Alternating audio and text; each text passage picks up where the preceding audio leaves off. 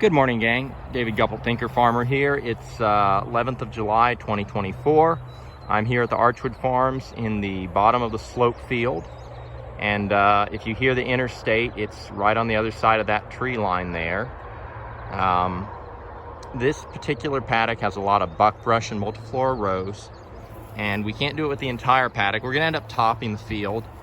But today, this morning, I went ahead, I'm moving them twice. And so I locked them into an area.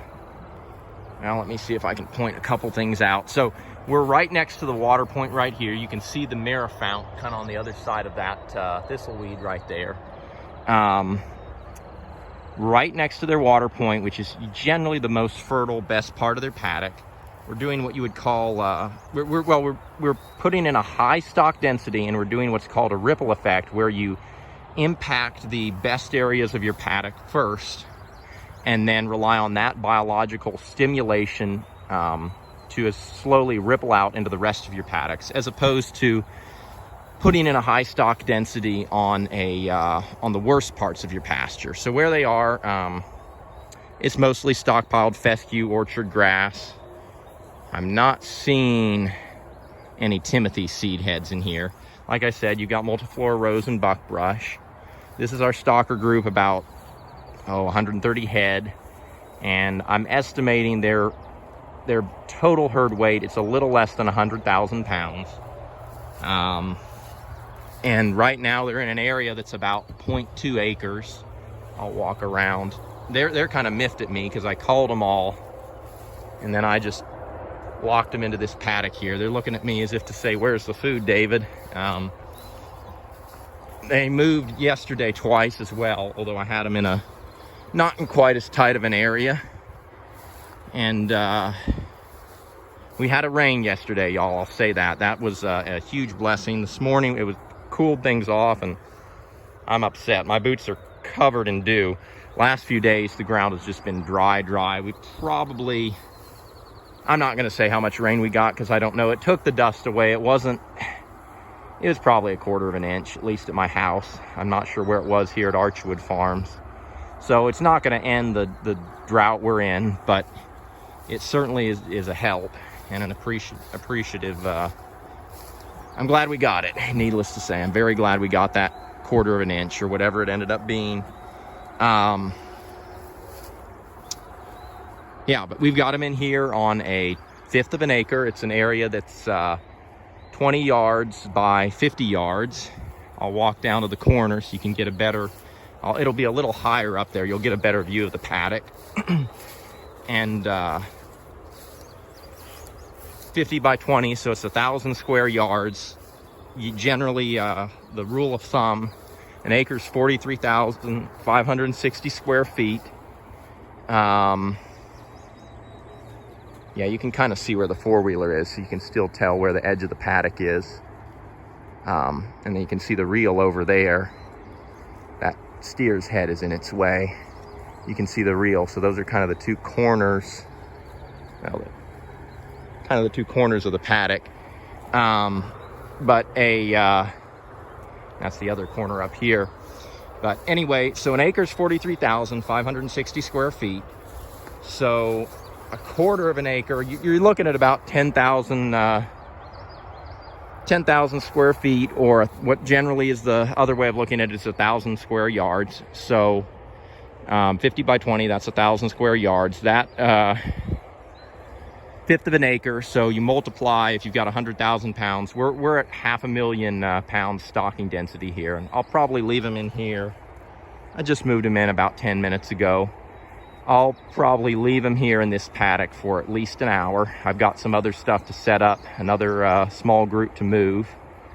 And it's shady. They don't have water, but they don't need water for an hour and a half. They'll be fine. And I'm gonna see if they'll trample. I mean, they're already trampling. They're all grouped up together. But they're gonna trample some of the fescue. I'm hoping they'll eat some of this buckbrush. And in fact, I think they're already eating on that multiflora rose over here. I'll go check this out. But this is why we say the best way to improve your soil ecology. Yeah, that steer was just nibbling on that multiflora rose.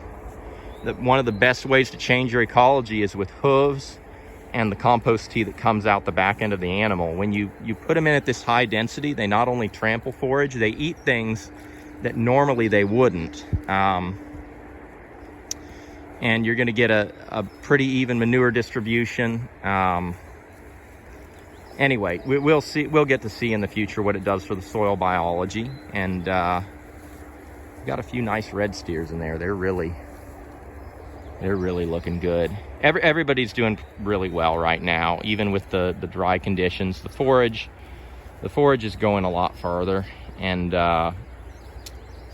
yeah, pretty much everybody's slicked off really well now. We've got one or two that are. You got one or two in every herd. One or two that are kind of the ugly ducklings. They're, of course, they're not for seed stock. We're just finishing them for burger anyway. Let's see what they're in here eating, y'all. Hang on, I'm gonna step into the paddock. Yeah, right now they're still going for the grass. But yeah, we've got a ton of buckbrush. There's your water point again. So that's generally going to be your most fertile part of the paddock, because the animals are going to graze around there. They're going to drop a lot more manure. And so we're working, it's kind of counterintuitive. You would think the worst part of your paddock, maybe a steep hillside, or pardon the sun, or the back corners where it's absolutely overgrown in brush, would be where you'd want to impact the most.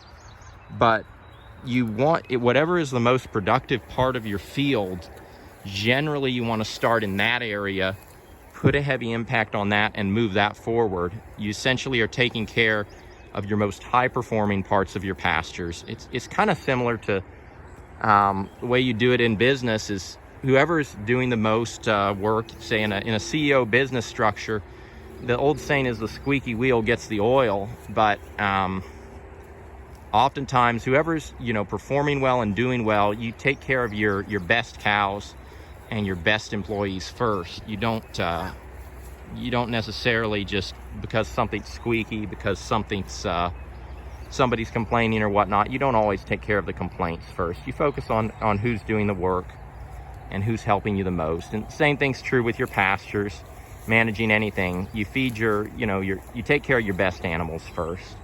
It's easy to take for granted the best parts of your pasture, but same thing is true with if you were buying in fertilizer or whatnot. You fertilize the best part of your pastures. You take care of that first. So that's kind of what we're doing here. Is in this particular paddock, we know we need to do something to help with the buckbrush. They're over here nibbling on it. And get this animal to move. Yeah, they're nibbling on it. They probably want to grumble at me right now. They're still giving me blank stares. Yeah, they're still giving me blank stares. But yeah, they'll have an hour in here, so hopefully they'll go to chewing on this and eat it some. Anyway, I'm going to get on with the day and get back to some other things. We'll see what this does, what this 500,000 pound stocking density does for this fifth of an acre, and through the years I'm hoping in the future to see what we can do to it, just using animals instead of a conventional mindset would say we've got to spray all this, we've got to spray out the buckbrush. We're not doing it that way. We're using the animals. So anyway, gang, with that, blessings for the journey, and keep it real.